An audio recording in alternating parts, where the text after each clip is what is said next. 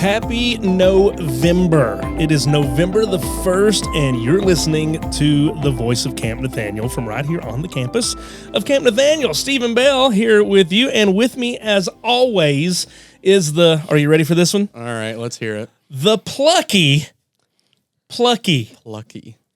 I just want everyone. What's your name?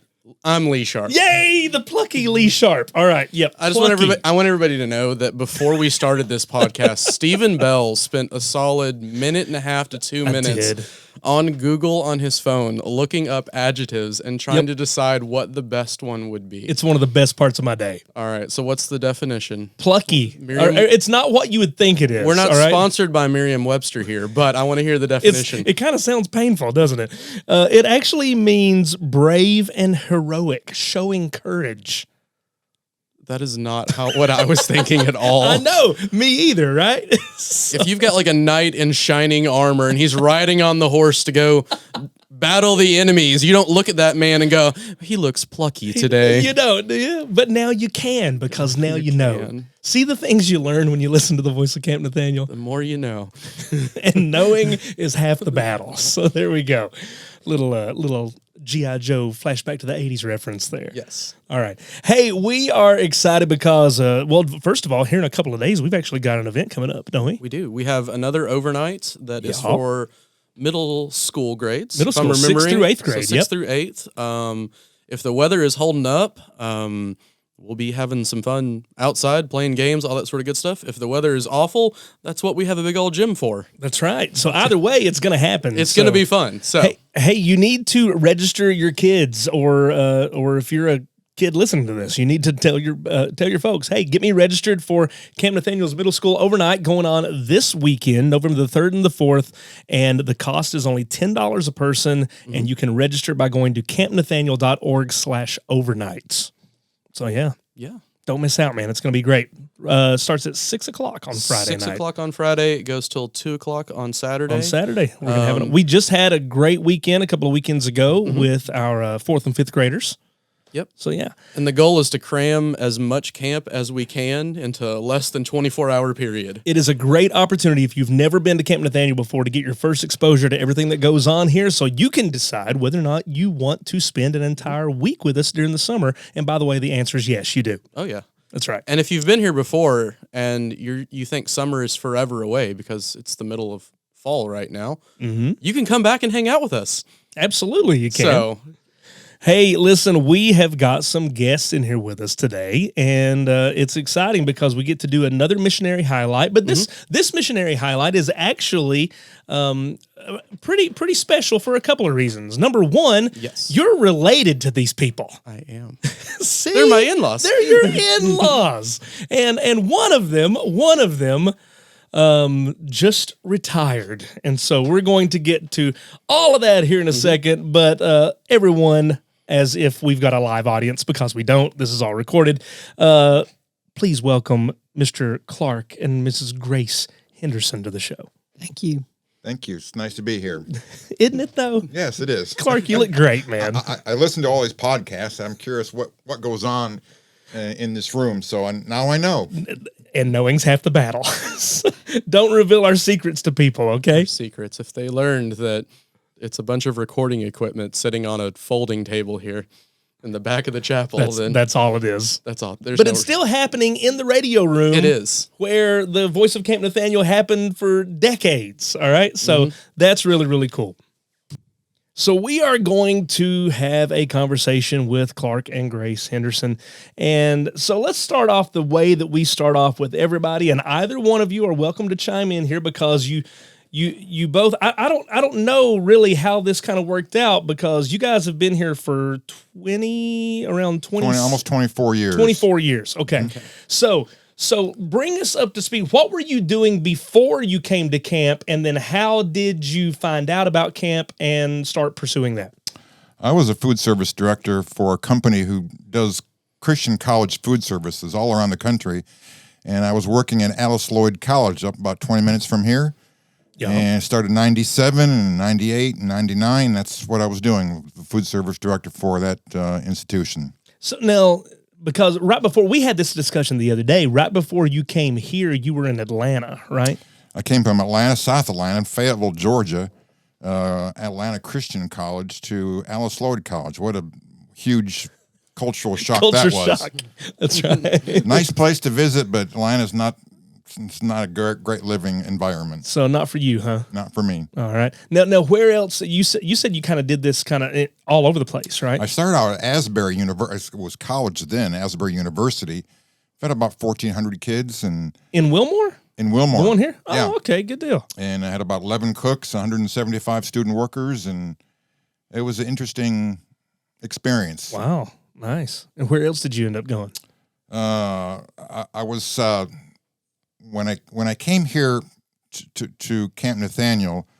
Right before I came, I was traveling all around the country. I was at Multnomah School of the Bible and out west and Eastern Mennonite and Clark's a jet setter. Boston, Bethel out in Kansas. He's got some miles on it. Up in Ohio, a couple Yeah. places in Ohio. Man. Wow. Yeah, that was quite a few places. Yeah. very cool. Very cool. And so and Grace, we'll get to you here in just a second. So how did you find out about camp and eventually follow God's call to come here? I know I'm going to get some of this wrong. That's where my wife comes in. And Chime in whenever, Grace. She always backs me up. But we were volunteering. I meaning Grace mostly, because I was working 60, 70-hour weeks at Alice Lloyd. And mostly for a couples retreat. I'm not sure what else, Grace, we were volunteering at. Well, we first came to couples retreat. We were invited to come to couples retreat. So that was, I think, for expensive. You came as attendees. Yes. Oh, okay. Yeah. Good deal. And we were good friends with the Franklins. We had met them through soccer because our kids were all young at the time. And so then they invited us. I think we came to family camp. And at that point, by the next year, they invited us to start volunteering. And we started doing some things, mostly me and the kids. Yeah. We'd all come along and help with the kids program in the summer and do some other things. So we did that for a couple of years. So that was maybe within the first year. Now, Grace, you guys you would travel with him on the food service stuff, or? Well, until he did that last little bit. Oh, okay, got it. She was in Atlanta with me, and of course Alice Lloyd, and Right. Asbury, and then I think Roy Hodgson approached me back in 1999. He said, "Would you ever be interested in coming and being a part of our ministry here at Camp Nathaniel? We need a food service director. We're growing." He says, "Well, yeah, thanks. I appreciate the offer, and I'll be thinking, praying about it, but I really enjoy what I was doing Yeah. at that time. But God had other plans for us." So I believe his actual words, I'd have to lose my job first. And then he did. Oh, look how that works, you know? a certain circumstance that Alice Lloyd came about, and they wanted to ship me up to North Dakota, actually. North And Dakota. I didn't want to go to North Dakota. We just bought a house there in Pipapassus, and kids were in school, and Grace was teaching, and Well, but you're originally from where though? Southern Michigan. Southern Michigan. Southern So the cold weather was no that wasn't No, a deterrent necessarily. It's just the long distance and Right. selling the house and that sort of thing. So Right. I said no at the time. Yep. At the time. Okay. And but then you guys you find yourselves here, and so obviously, you know, Clark has been greatly involved in basically entirely involved with food service here at Camp Nathaniel for 24 years. I have no idea, guys, what goes on outside that building. A lot of the times I don't. You know, Lee, your father-in-law. We had a momentous occasion just last week, I believe. I was in the dining hall. We were having the other grade school overnight. Okay. And Clark was in there in the dining hall just eating. All right, Yeah. just going through the line like anyone else. And not doing it like Not doing anything at all as far as prep or anything like that goes, and just sitting down and enjoying a meal. Clark, how'd that feel? I've wondered for almost 24 Say, what, years. what is it like to not be in charge of it all? What not to be in charge and just actually sitting there for 45 minutes to an hour and eating and fellowshipping. I've never, not one time in almost 24 years, not one time done that. Not once. Wow. I've always gotten up and, I got to go do this, or I see something that needs to be refilled or replenished or something, or Is that to your own fault though? I mean, Probably. you don't have to get up and necessarily refill something at the time, but it's just They would go hungry. Of course they would.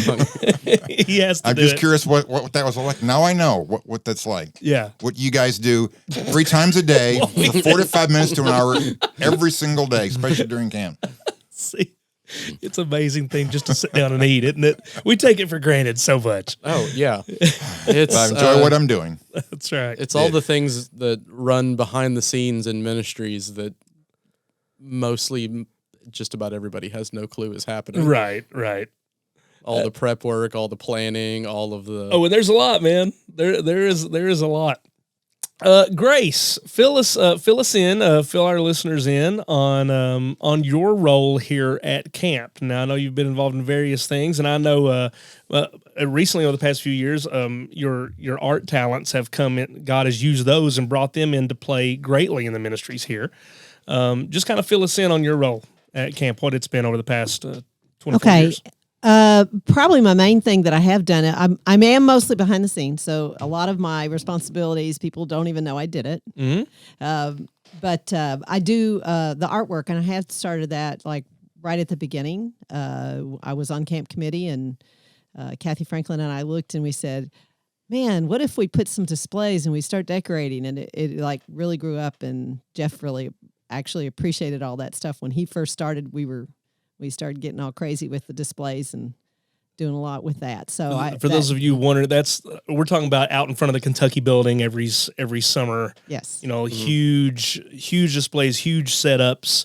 And Grace has always been the one to I mean, you paint those obviously, but some of that stuff is it's like plywood. You got to be cut out and all that stuff, right? Well, and I'm not the person. Usually, there was a team of us that would do it, and some of us would come up with the ideas, but then we'd have to pull in our construction help. And for many years, it was Mark Clark. So we would pull him in, and we'd tell him, and then a lot of times he'd have to rein us back in, tell us what we could and couldn't do and why.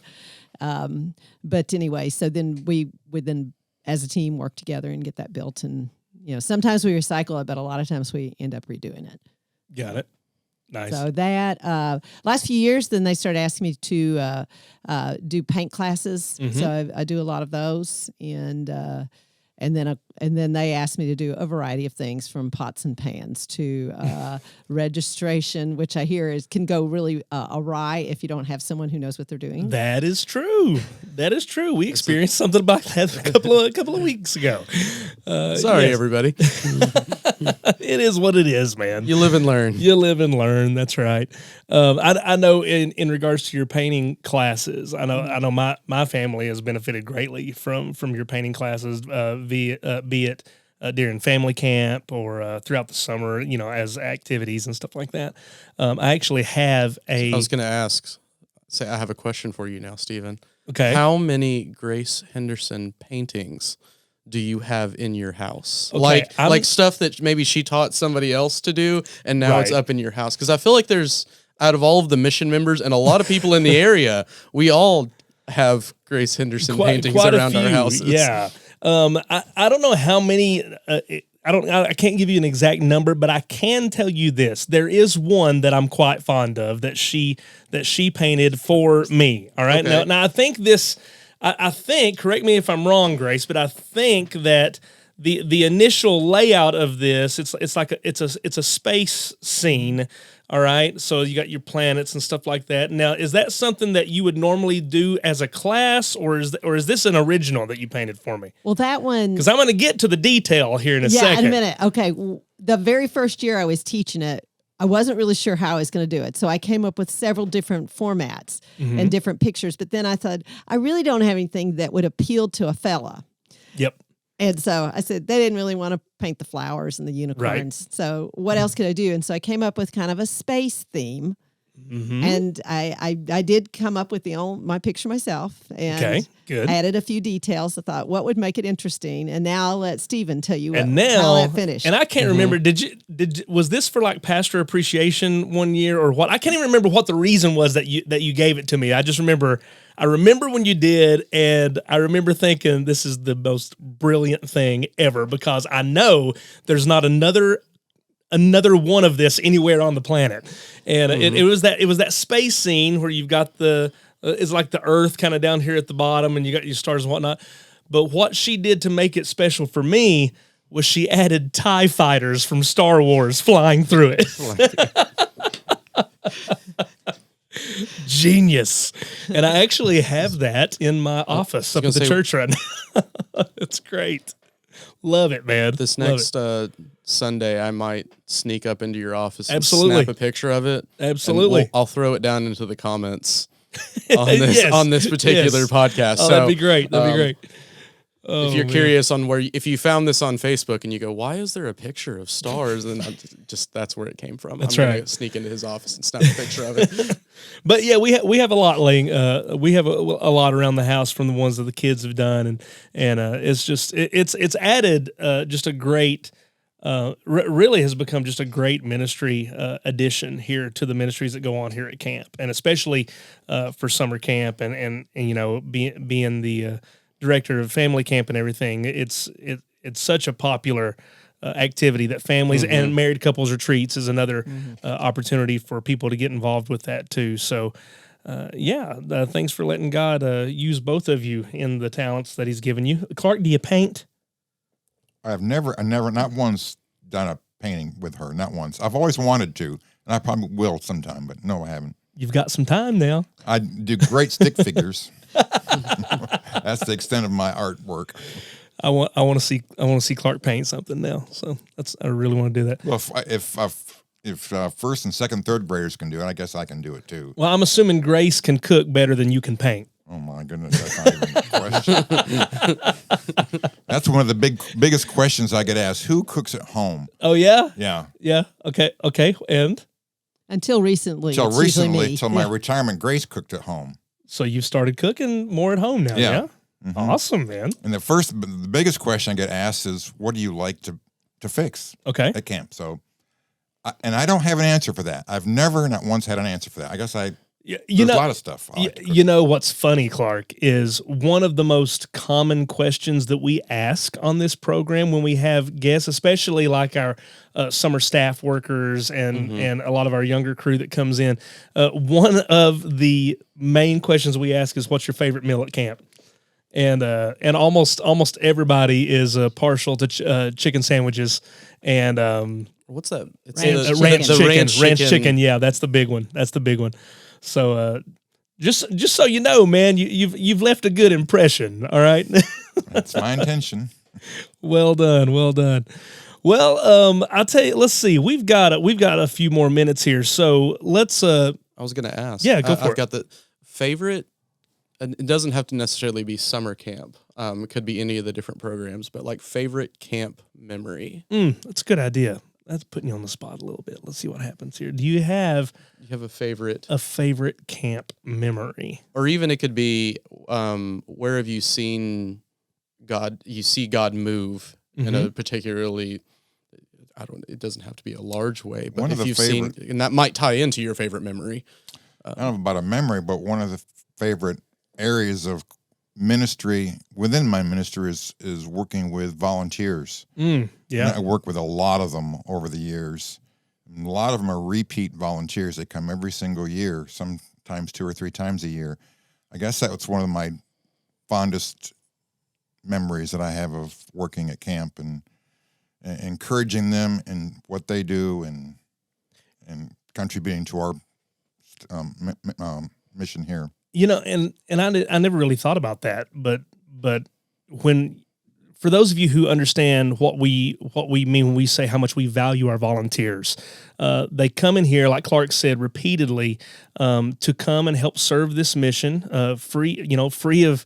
They don't charge anything. They just come in here. They help maybe rebuild. We've had a lot of volunteers come in after the flooding last year, but even before that, there are groups that come in here. It's a yearly kind of mission trip for them. And I didn't even think about that, but aside from those in the upper leadership positions of our mission, they've probably had more conversations with you than they've probably had with anybody. Of course, yeah. They thoroughly enjoy being here at camp. First of all, that's their main focus is coming in and working using their talents.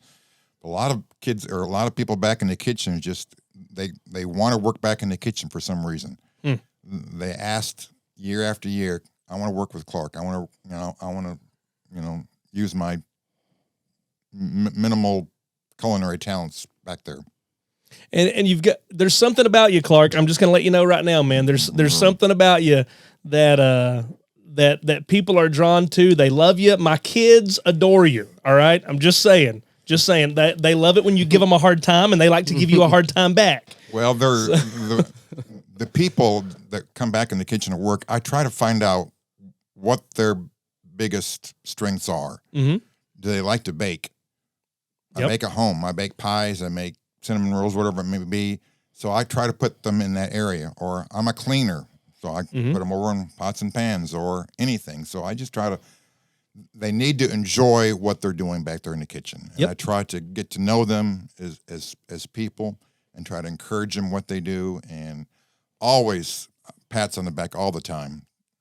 Did a great job, guys. Thanks so much for your help. Good. That's huge. That's a big deal. Yeah, especially when you're doing pots and pans, man. Because listen, There's a lot of them. there's a lot of pots and pans. I've done pots and pans. One of the worst times to ever do pots and pans is after breakfast casserole. All right, because you cannot get that stuff out of those pans. But Stephen could make it fun. He started we'll make making it music. fun. He was last time I was there. He was doing pots and pans. He started a music thing with all the different pots and pots, and we had it very interesting. It was interesting. Interesting's a good word, Grace. I don't know how many people that got on their annoyance level, but I had a lot of fun with it. I took like some spatulas and was hitting on the empty pans and stuff. It was pretty sweet. It was cool. Grace, favorite camp memory or something that you've seen God do here that sticks out in your mind? I still would say I'm with him on the volunteers. I have some people that you just look forward to working with them again. Yeah. And in outdoor ed, I've been on that committee since the very beginning, and I have a great heart for that. And it's just wonderful, and the people that come back over and over and over and want to help, and you have an opportunity to help, and get to know them, and then next thing you know, you're corresponding them and inviting them to come over, and they're coming over to, see you, going to see them. So, it gives you a lot of opportunities. People, I love the ones that are around this area. It's kind of nice all of a sudden if you have a real need, you can just call a friend, Yeah. Oh my goodness. The ability to just network and to encourage one another through, praying for people that you've never met before, that all of a sudden they're now coming in and helping out. I think of everything that happened after the flood, just all the new volunteers that we've picked up in the past year that are now coming back more and more. I know if I start trying to list everybody, I'm gonna leave somebody out here because there's so many. But I think immediately of like George and Pam, and who have just come in just after the flood. Now they've come back numerous times, but just whenever we see those volunteers come in, it's such a joy that we have as full-time mission staff to be able to reconnect with them, and the fact that God just brings people from all over the place. It's a really unique experience that you don't you just don't get anywhere else. So let's real quick, because we've got about maybe 3 to 5 minutes left here. It goes by pretty quick, doesn't it? It does. See, Clark was all world that we weren't going to. Not what I expected. Believe me. He was. How are we going to talk for this long? We're full of stuff that we can talk about. Look at that. So, how specifically in regards to? Let's talk retirement for a second. What now? Well, I know he hasn't been calling it retirement. All right, what have you been calling it? I hate that word retirement. Just like you're going to go home, sit down, and do nothing. Well, I don't expect you to do nothing. I'm calling it transitioning. Okay. Well, let me rephrase my question then. In regards to transitioning here, how do you look to continue to serve God now at this stage in your life? That's a huge question. Did I just make it way much more than where it was? It was just retirement. Well, now it's all the way. I'm going down this road, and I've never been down this road before. And all of a sudden, I see the side road, meaning, I'd like to do that. Mm-hmm. God has a plan for me. I don't know what that is yet. Yeah, I don't think anybody knows what the future holds. I want to continue using my talents for the Lord. Do something brand new. What it is, I have no clue. None. I've contacted the nursing home here in Knott County with Miss Holly, and try to get some ministries going there, and just maybe sit with some elderly men. I don't know. I have grandkids. I got 6 grandkids.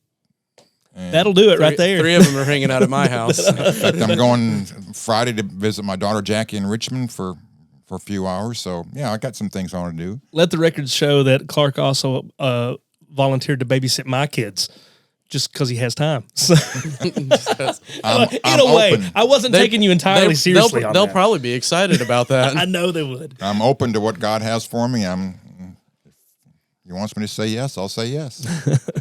Well, good deal. Well, guys, listen, we appreciate so much you guys sitting in with us. So we hope it's not been nerve-wracking. I told you it wouldn't be. You have no idea.